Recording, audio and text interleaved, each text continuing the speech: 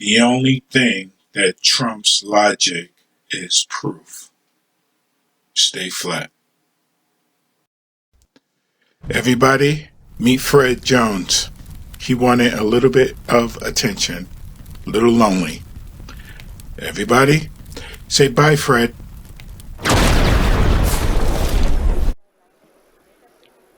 The Indian Space Agency lost communication with its Chandrayaan-2 lunar mission on Saturday.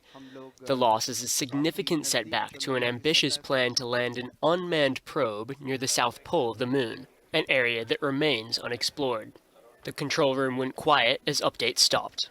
Vikram lander descent was as planned and normal performance was observed up to an altitude of 2.1 kilometer.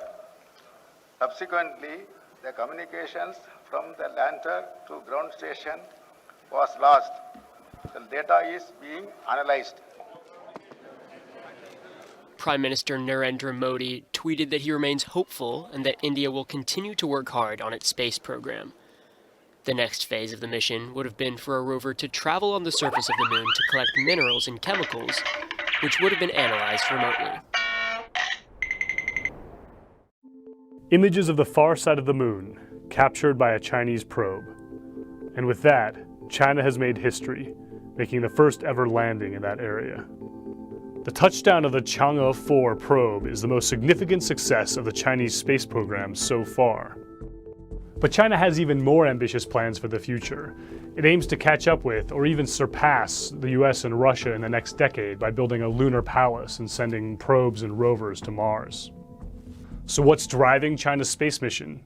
And why is it making the US so uneasy?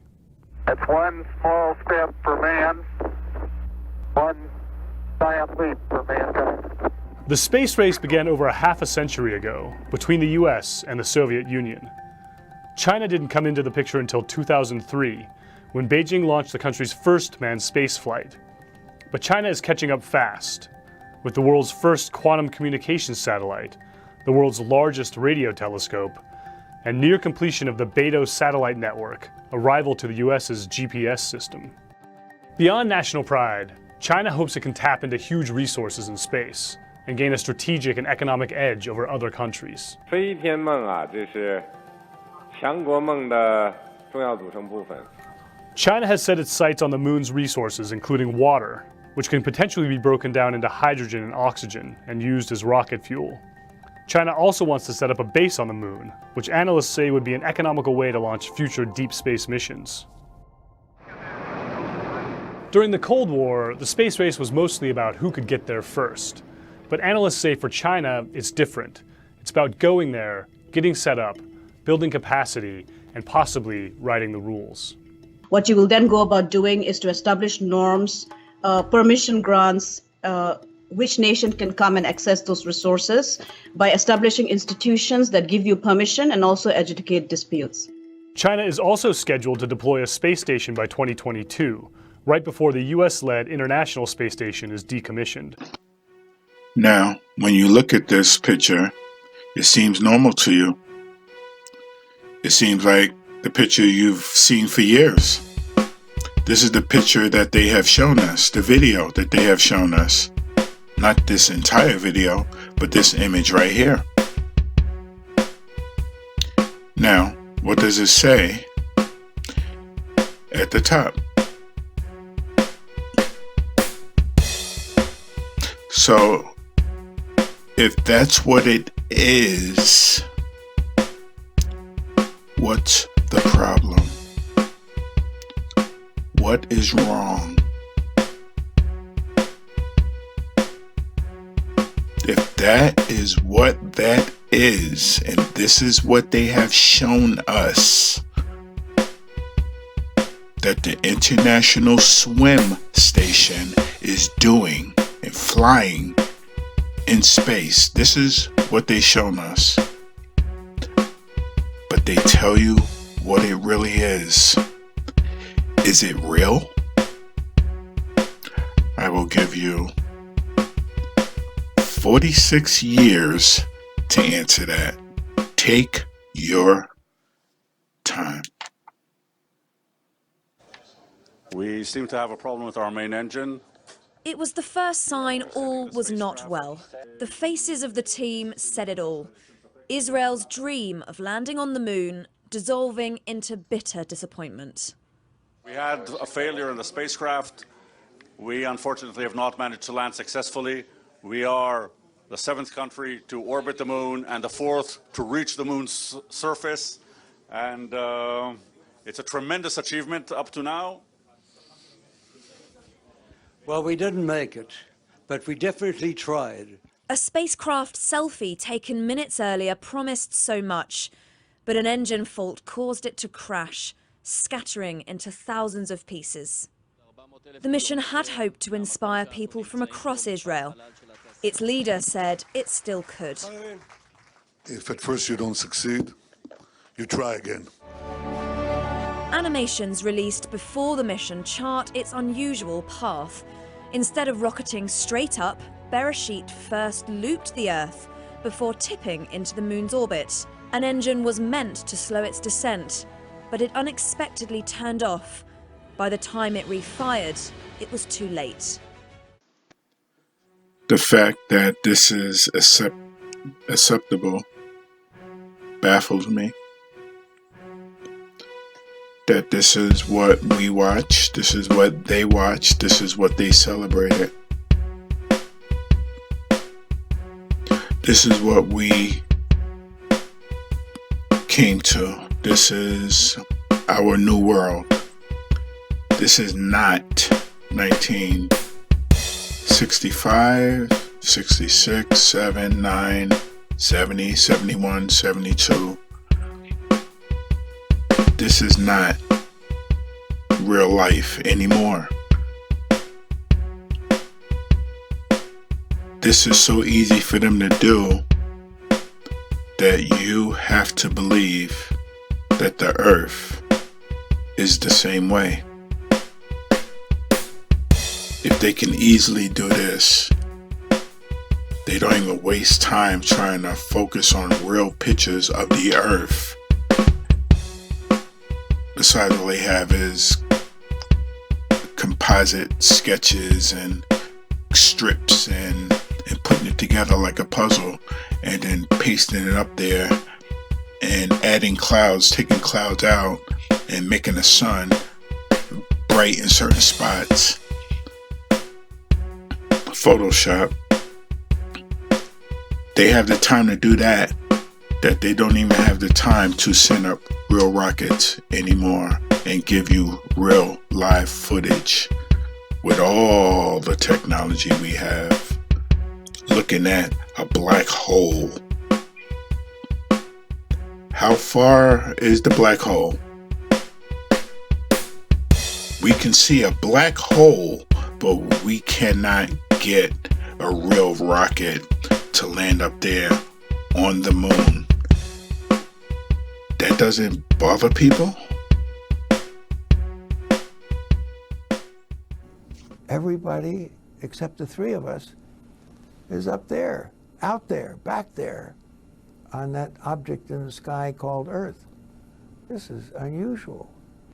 Beautiful view. Isn't that something? Because there are more people paying attention to the two of us, the three of us, than as usually the case. When people move away from home, people begin to forget about them. But they're sure paying attention to us right now. We sense that.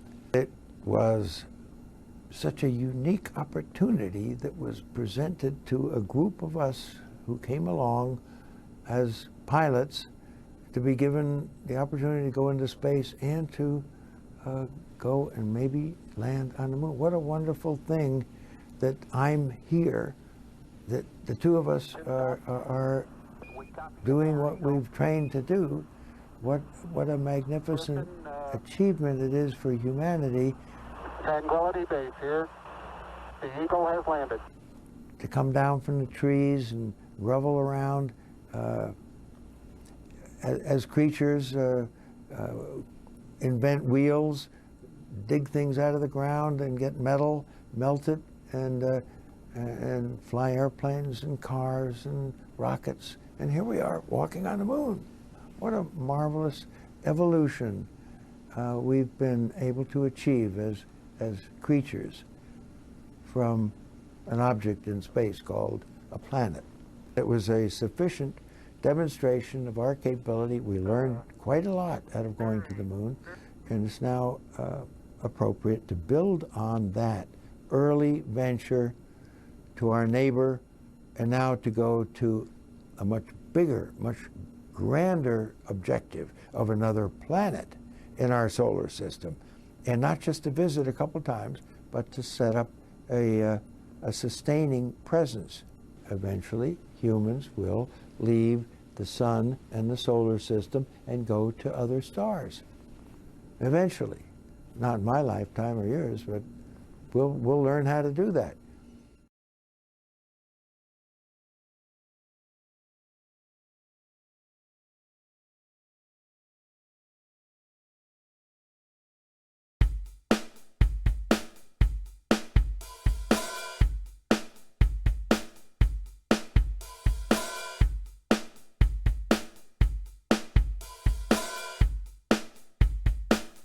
Hey, what's up, good people? It's Jay, Stay Flat Media 7. I know a lot of us are aware of everything that's been going on, with NASA and everything. And there are millions of us that are not even curious to how we go from man-made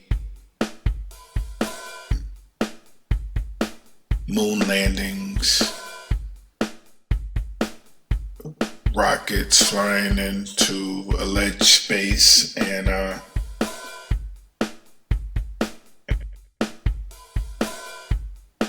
going up there with these little 32 kilobytes of RAM.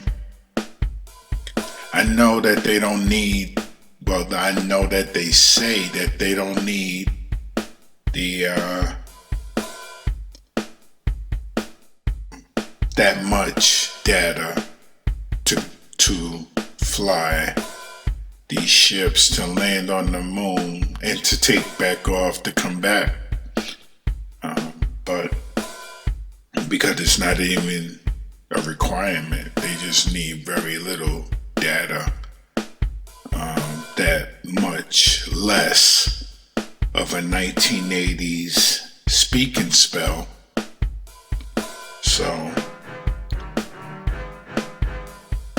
when you would think that we have the technology now, like the iPhones and the Galaxy phones and computers and all kinds of stuff, smartwatch,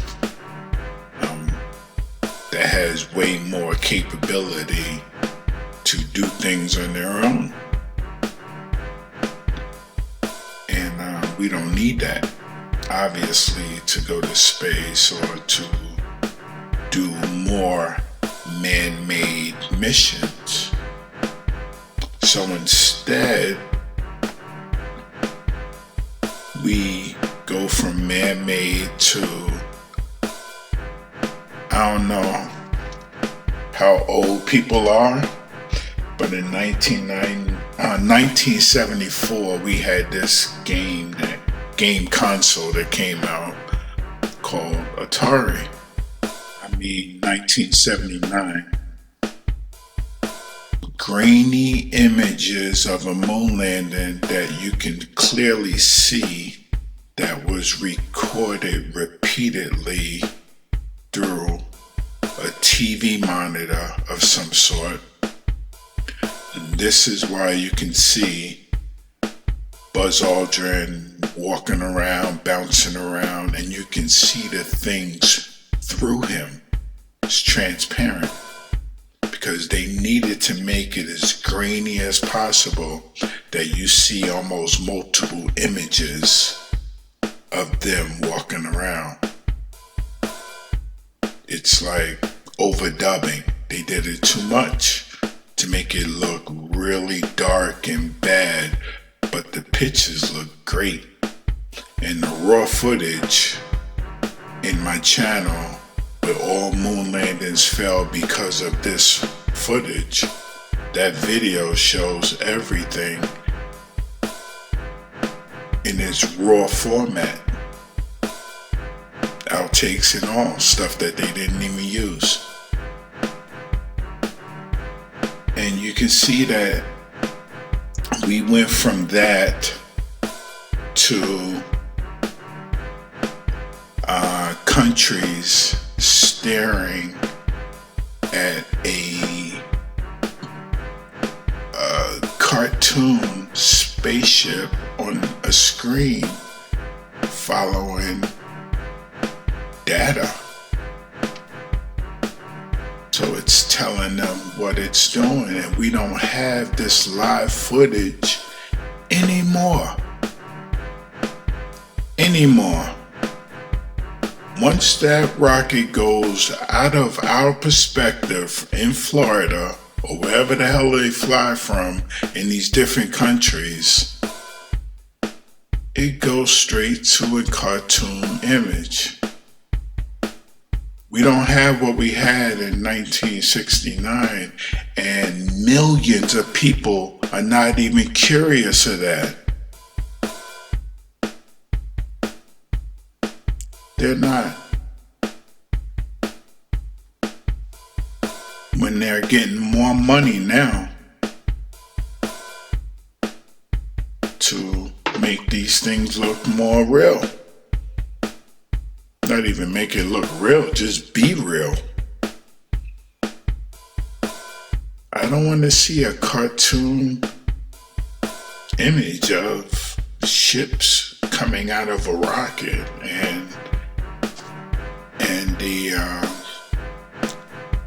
the camera panning off to the right or to the left, and you see this little spaceship fly to the moon. It then lands on the moon and pops open like a damn jack-in-the-box, and a little remote control robot come rolling out. Nah, man, it's not what happened in 1969 and 70, right?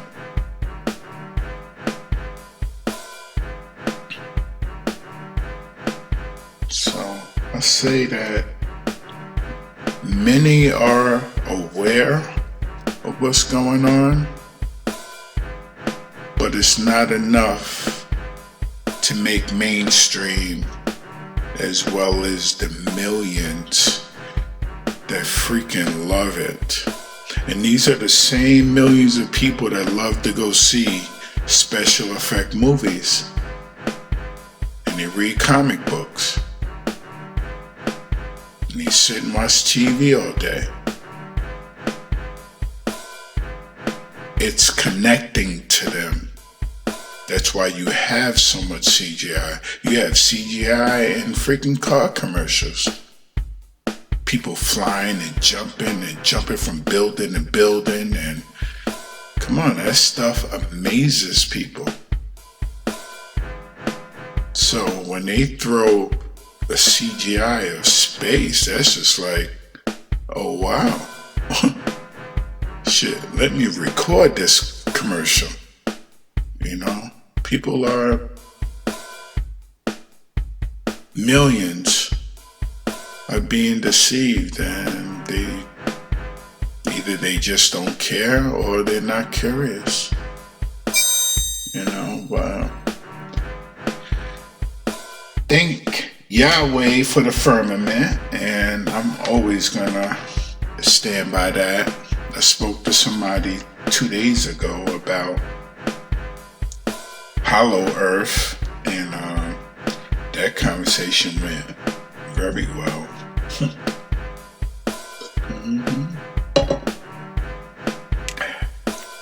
But, you know, these people never heard of the firmament, and then when you explain it to them, they don't believe it because of what they already believe. And that's fine.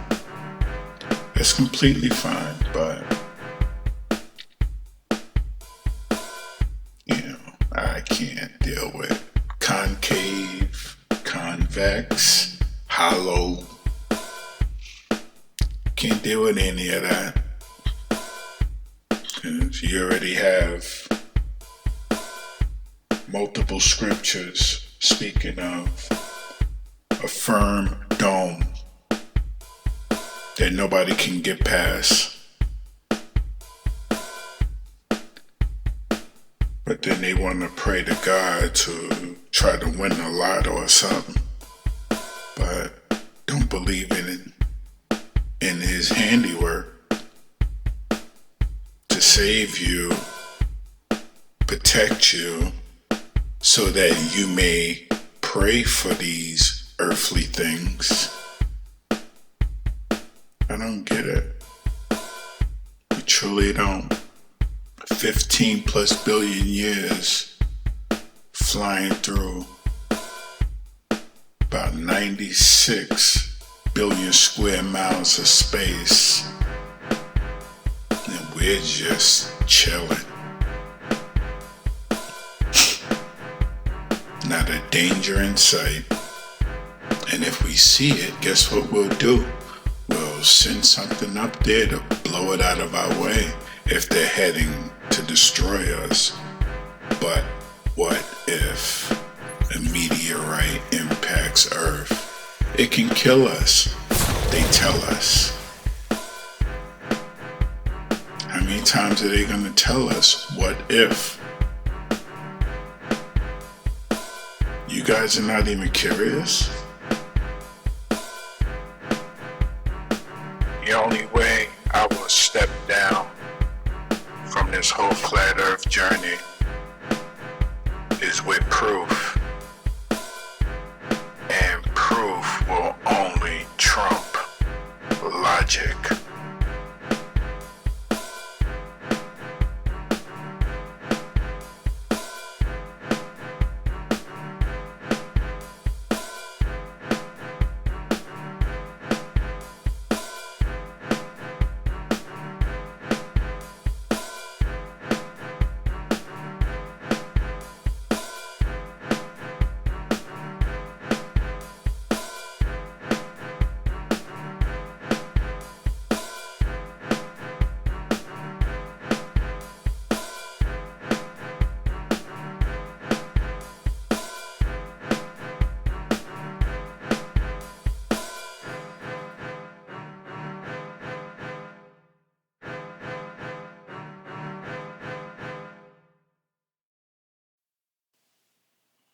Can't prove gravity.